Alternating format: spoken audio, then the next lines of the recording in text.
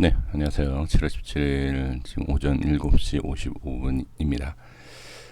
이더리움하고 이 클래식을 이제 보려고 합니다. 근데 좀 처음부터 조금 무거운 내용을 좀 말씀을 드려보면 결정을 좀 이번에는 좀 하실 수 있으면 결정을 하시는 게 좋지 않을까.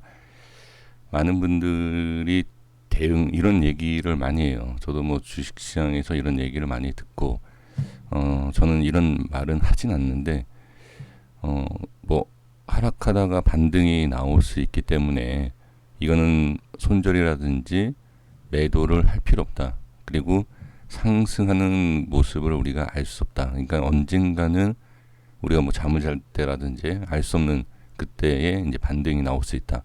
그래서 이거는 손절을 하면 안 된다. 이런 얘기를 대부분 합니다. 근데 그런 얘기하는 사람들은 저는 코인이라든지 뭐 주식이라든지 매매를 진짜 하는 사람들인가라는 의심을 갖게 되고, 그리고 뭐 전문가든 뭐 누구든 정말로 많이 매매를 안 해본 사람들이 그런 얘기를 하는 게 아닌가. 그래서 개인들이 다 그렇게 인식을 하는 것 같아요. 아, 어쩔 수 없는 거구나. 이렇게 손실을 보고 있는 것이 당연한 거구나. 제 주위에도 그렇게 얘기하시는 분들이 많아요. 이게 반등이 언제 나올지 알고 이거를 매도를 하느냐. 대부분 이런 얘기를 합니다. 근데 거기에 대해서는 저도 뭐라고 얘기하지 않습니다. 왜? 예, 이게 손실 구간이라든지 이런 상황에서는 뭐 이렇게 조언을 한다든지 해도 이건 큰 의미가 없어요. 예, 제가 그런 경우가 좀 많이 있었기 때문에 어찌됐든 이제 중요한 것은 음 이제 인제라도 대응하시는 분들께서는 좀 대응을 해보시고, 그리고 이제 상승이 나왔을 때 당연히 상승이 나오면 대응을 하는 것이 익절이지 않습니까? 아니면 뭐 손실 구간에서도 좀 이렇게 손실을 좀 줄이는 그런 가운데서, 그러니까 지금 상당히 어려운 게 이거예요. 이걸 어떻게 알 수 있겠느냐라는 거죠. 이게 반등이 나왔을 때 이런저런해서 왜 어떻게 알고 현금을 챙기느냐 이런 얘기 모르기 때문에 반등이 나왔을 때 어느 정도, 자, 언젠간 반등이 나올 것을 알고서 우리가 기다리는 것처럼 상승이 나왔을 때도 올라간다가 아니라 다시 빠질 수 있다라고도 생각을 해본다라고 하면 대응을 할 수 있지 않을까. 저는 그렇게 생각을 해보는데, 이 말씀 드리는 이유가 뭐냐면 마이너스 50%다라고 해서 포기할 게 아니라 마이너스 50에 대한 투자금, 그리고 80%의 마이너스, 엄청난 차이거든요. 우리가 수익 잘 아시겠지만 우리가 5% 수익, 10% 수익 내기가 쉽지가 않습니다. 근데 50%에서 80% 포기한다? 차라리 잘라내는 게 낫다는 얘기예요. 저는. 자, 이 말씀 드리는 것이, 자, 이더리움 뿐만이 아니라 지금 모든 코인이 그러는데, 이 시간에는 이더리움하고 이제 클래식을 볼 거니까요.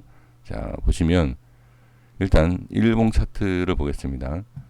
일봉 차트를 보시면 전 저점에 대한 부분까지 아마 여유 있게, 여유라기보다도 좀 포기 상태에서 지금 기다리시는, 그러니까 관망하시는 분들이 계실 거예요. 자, 그렇다고 하면 여기에서 기다린다라는 것은 매도, 자, 매도도 하지 않고, 그 다음에 매수하는 사람들도 어떻게 보면 이걸 기다린다라는 거죠. 그렇죠? 매수도 기다린다. 그런데 이제 누르는 힘이 있고, 그리고 흐름상으로 봤을 땐 꺾일 것 같다. 이런 상황이다라고 하면, 전에도 한번 제가 이런 이더리움에 대해서 이제 말씀을 드렸을 때 좀 잘라내는 것에 있어서 말씀을 좀 드린 적이 있습니다. 근데 아마 또 이제 기다리시는 거죠.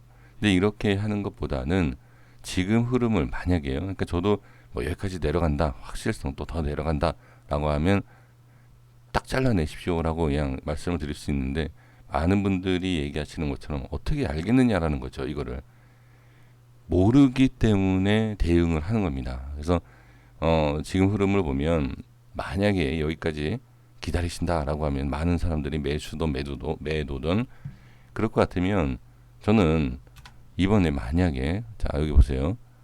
4시간 차트의 흐름을 보시면 아시겠지만 이렇게 지금 흘러가는 모습과 상승하는 모습, 지금 이 전저점이 지금 깨지는, 자, 깨졌다가 반등이 나오죠. 이거 다시 깨지면 내려간다라고 봐야 돼요. 그러면 이제 좀 전에 말씀드린 것처럼 5% 수익 내기도 쉽지 않다. 제가 지금 영상에서는 지금 단타 매매로 이렇게 좀 많은 분들이 생각을 하시지만 단타 매매 하실 분들 하시는 거고 흐름을 읽으실 분들 읽으시라고 제가 이렇게 매일 몇 개씩 올려드리는 건데 이 흐름에 있어서 잘라서 차라리 그죠 수익을 내지 못하겠다라고 하면 손실을 줄이는 게 좀 낫지 않나라고 좀 생각을 해봅니다. 그래서 누구 말의 의견이 맞는 건 아니에요. 알 수도 없고요.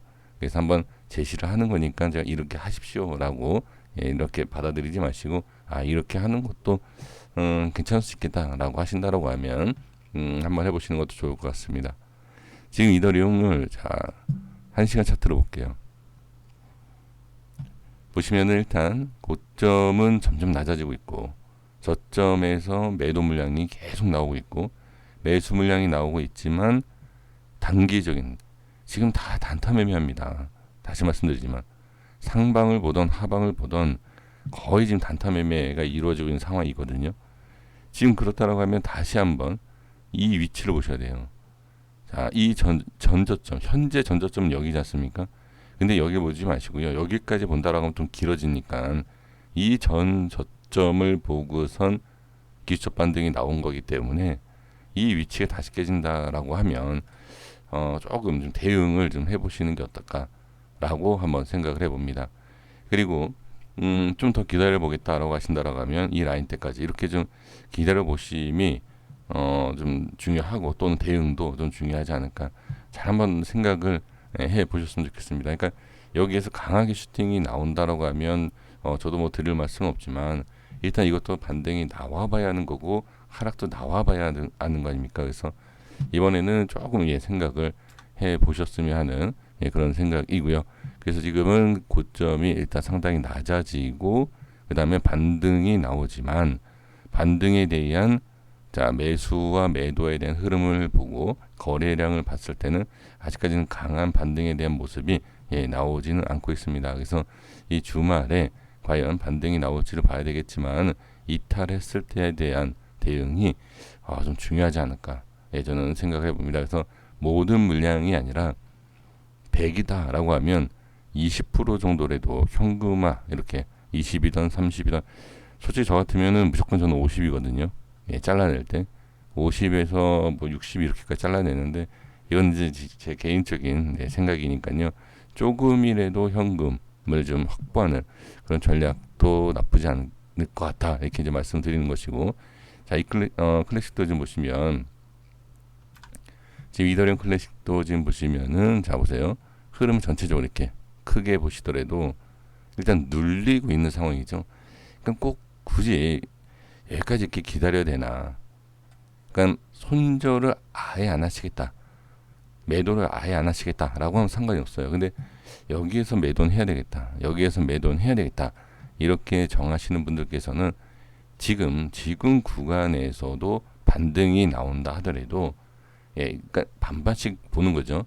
여기에서 하방이냐 상방이냐 아무도 알 수 없기 때문에 이탈을 하게 되면 자 일단 지금은 현재 위치 구간의 전저점이 이탈이 되면 조금 이렇게 줄이는 전략. 그러니까 여기서 이탈을 하고 반등이 나오잖아요. 그렇죠? 근데 이런 반등이 일단 아니지 않습니까? 그러니까 반등이 나와도 다시 이렇게 이런 모습이 나오니까 여기에서 반등이 나왔다 다시 이렇게 만약에 밀린다라고 했을 때 대응도 한번 조심스럽게 해보시는 게 어떨까라는 좀 생각을 다시 한번 해봅니다. 흐름상으로 봤을 때 반등이 강하지 않은 이 반등 이런 반등이 아니면 또는 최소 이런 반등이 아니다라고 하면 이거는 조금 단기적으로 5%든 뭐 3%든 뭐 조금이라도 그리고 여기서 이제 마지막으로 말씀드릴 수 있는 것은 뭐냐면 자 올라갈 것 같다라고 하신다라고 하면 이탈 시 뭐 10%든 20%든 현금화 그리고 밑에서 2%든 3%든 4%든 하락했을 때 다시 잡는 이런 전략도 어떨까라고 저는 좀 말씀을 좀 드리고 싶어요.